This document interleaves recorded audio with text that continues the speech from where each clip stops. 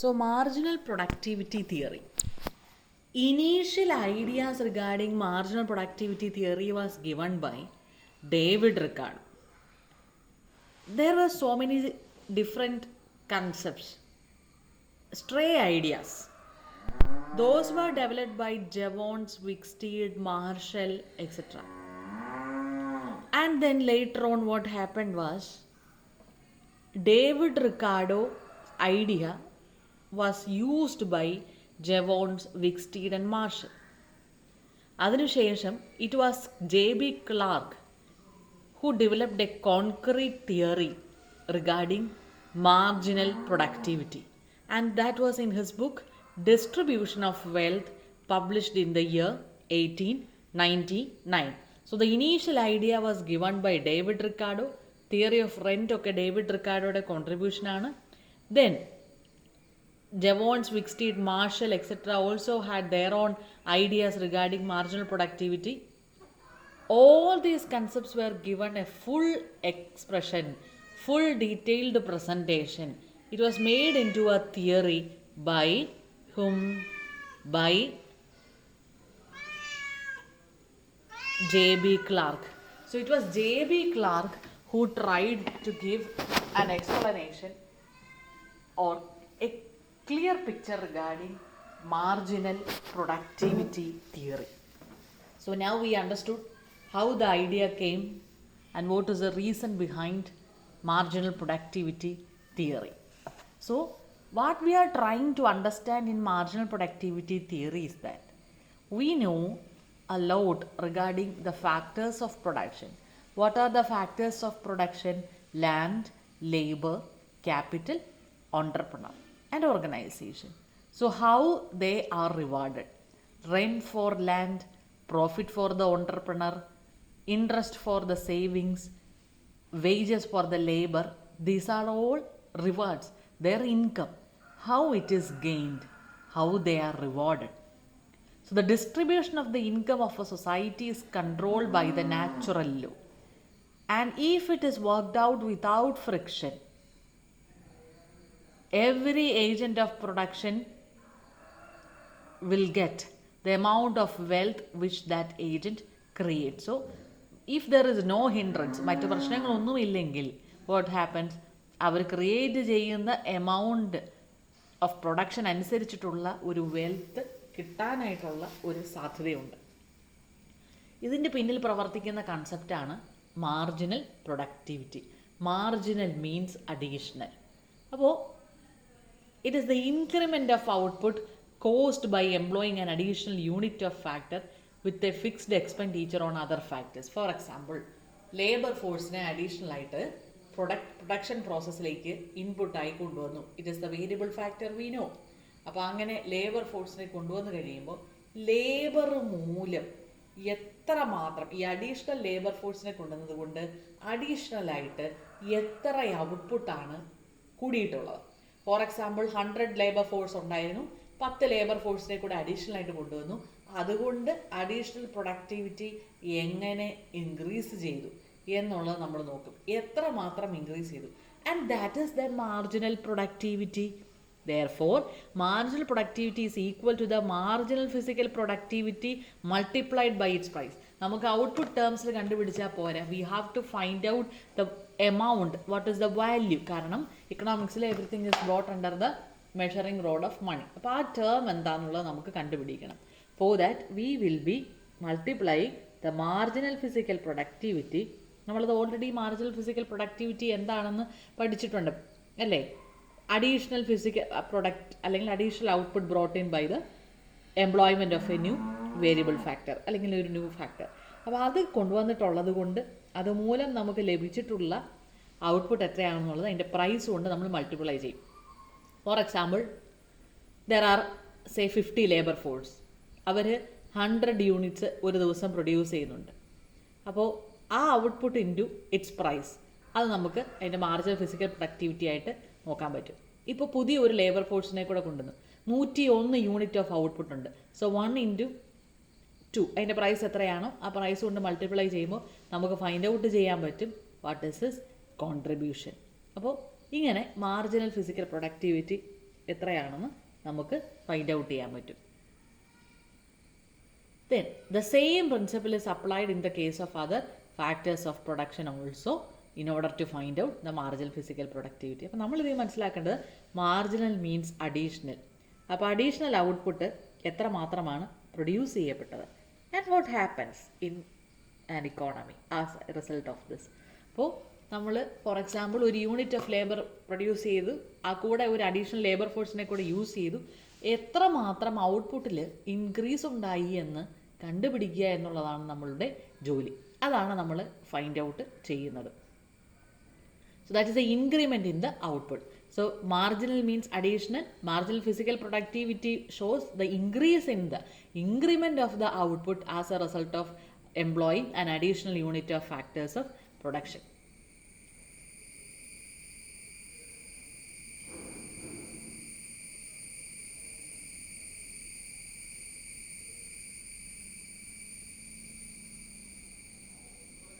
So in order to find out each of the marginal values, നമ്മൾ എന്ത് ചെയ്യും, labour force എത്രയാണ് use ചെയ്യുന്നത്, എത്ര അഡീഷണൽ ഔട്ട്പുട്ട് കിട്ടുന്നു, അതിൻ്റെ വാല്യൂ കൂടെ കണ്ടുപിടിക്കും. എന്നാലും നമുക്ക് മെഷർമെൻറ്റ് എത്രയാണ് എന്നുള്ളത് ഫൈൻഡ് ഔട്ട് ചെയ്യാൻ പറ്റുള്ളൂ. മെഷർ ചെയ്യണം, അതിൻ്റെ വാല്യൂ എന്താണ് ഇൻ റുപ്പി ടേംസ് അല്ലെങ്കിൽ ഇൻ മണി ടേംസ്. അപ്പോൾ വാട്ട് എവർ ബീറ്റ് നമ്മളത് മൾട്ടിപ്ലൈ ചെയ്തെടുക്കും. Is it clear?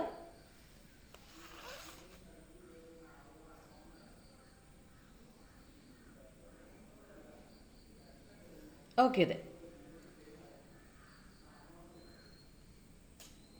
Now we'll move on to the assumptions of the concepts. Assumptions. We have discussed it earlier. So, okay. Static society is one of the major assumptions. Population, capital, and technology is assumed to be constant. Diminishing returns to production. That means as employment of factors increases, their productivity diminishes. Perfect competition is seen in the factor market. Units of labor is assumed to be homogeneous. Perfect competition in the product market. Technical coefficients are not fixed. And producers try to maximize the profit. So there is maximization of profit. So these are the various activities that we have to deal with. Above, there is perfect competition in factor market. Factors of production market perfect competition ഉണ്ട്. Then product market perfect competition ആണ്. Products are homogeneous. Technical coefficients are not fixed. All the producers aim at maximizing their profit. അതാണ് അവരുടെ എല്ലാം ലക്ഷ്യം. There is a static society, that means the population, capital, technology, etc. are considered to be constant. And what operates diminishing marginal utility operates in the market. Diminishing marginal utility operates in the market. So whenever an additional unit is increased, when more and more of the same units are employed, their productivity declines. So these are the various factors. So then, the theory states that each factor earns its reward equal to its marginal physical product. So what is the earning of the input? That is equal to its marginal physical product. For example, if labor is employed, labor is a variable factor, the marginal physical product of labor is equal to his wage rate. That is what he contributes, and he will earn the same in his return. So we can understand how much labor can be employed. If the marginal physical product is declining, what happens? How far you can increase the employment? How far it is profitable for a firm to employ the units?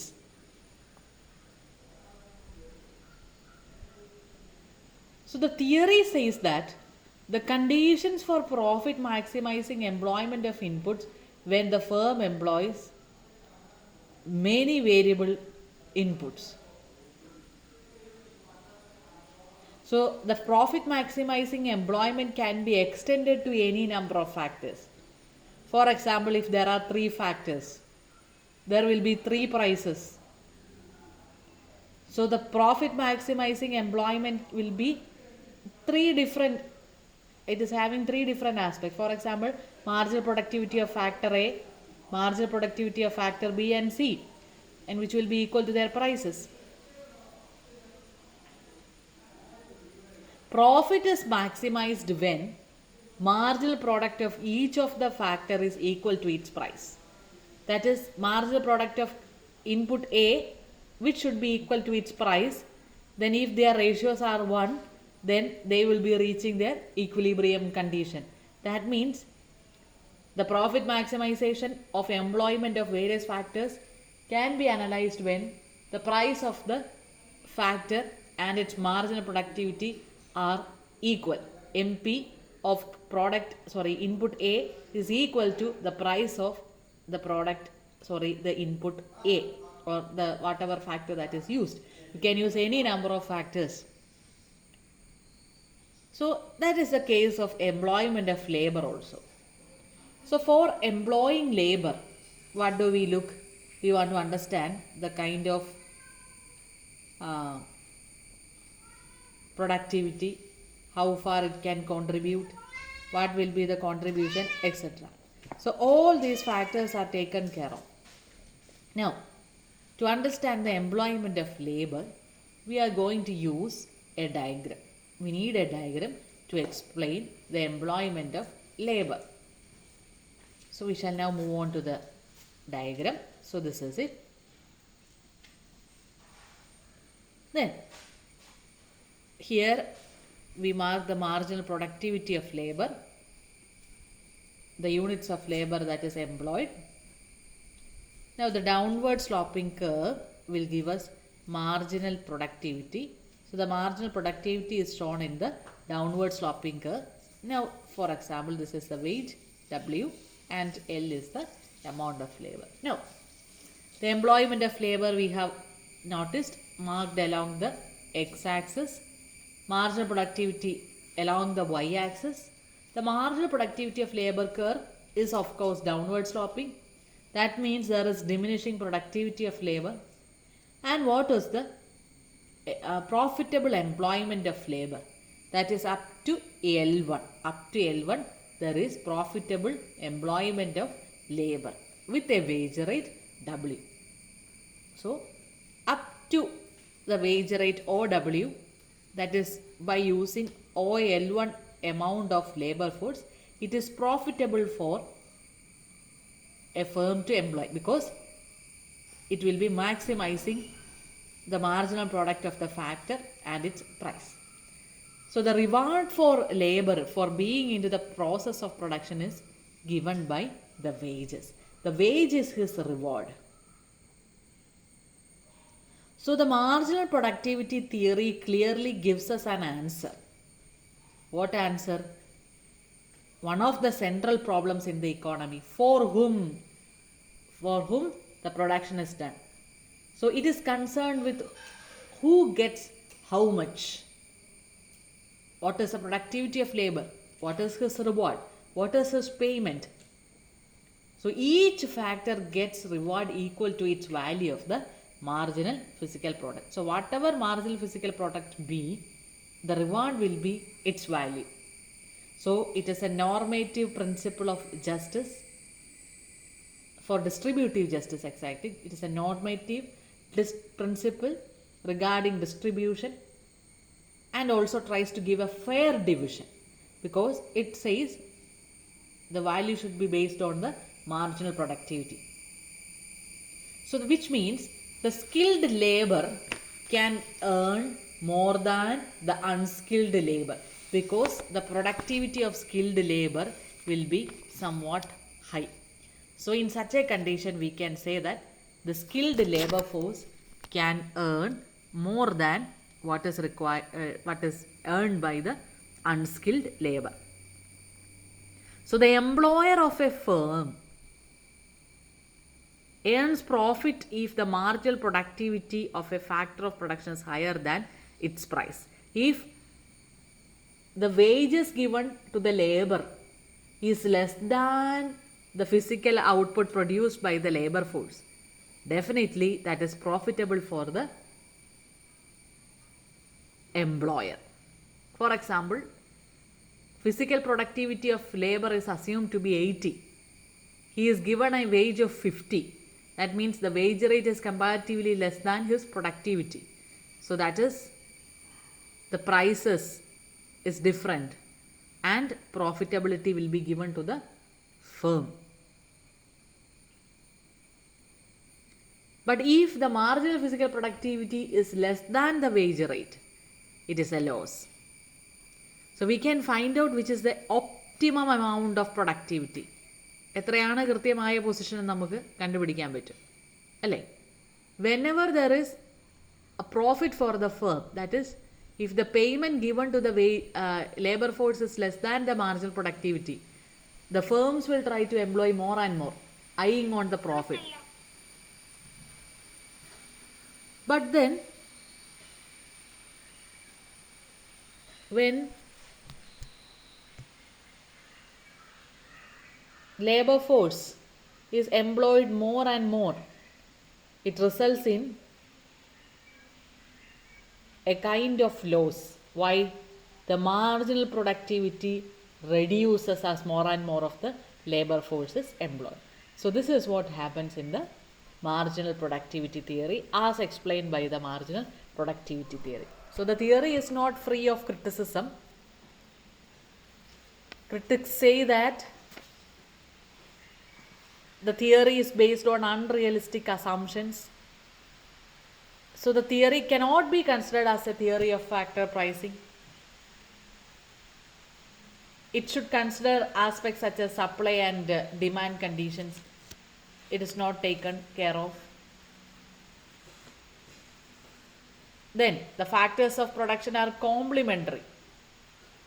So the combined efforts are not taken into consideration by the theory. Then employment will take place only when wages are lowered. But Keynes have different arguments. So there are roles of trade unions in raising wages. So the collective bargaining and such aspects are not explained by the theory. So the demand aspect is explained well by the theory, but the supply side is totally ignored. The theory assumes that the factors of production can be divided into small units, but certain factors cannot be divided. So there are a lot of defects, but still the theory tries to explain, for example, the features of labor, how the employment, how the wage rate is fixed, etc. So this is the theory of marginal productivity. Marginal productivity theory. Initially designed by David Ricardo, later there were certain stray ideas developed by Jevons, Wicksteed, Marshall, etc. Later, the theory was made into a full-fledged working model by J.B. Clark. The marginal productivity of a factor of production, that is the input, is the increment of output. That means increase in the output as a result of employing an additional factor by keeping all the other fixed expenditure constant. All the other factors are kept constant when an additional unit of input is employed. What is the increase in output? And that increase in output is the marginal physical productivity. So the concept is explaining certain aspects that is taking place in the economy.